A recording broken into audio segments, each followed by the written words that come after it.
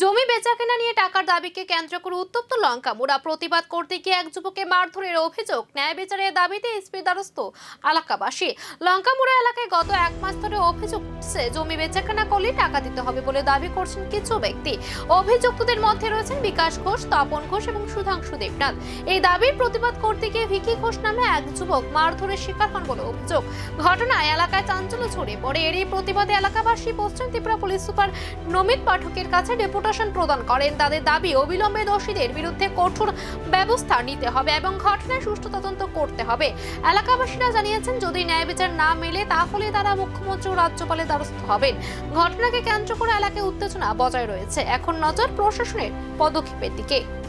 আসার কারণ হলো, আজকে থেকে এক মাস আগে লঙ্কামুড়া ঘোষপাড়া জায়গা মাফিয়া জায়গা কেনা বেচার নিয়ে একটা সমস্যা হয়েছিল।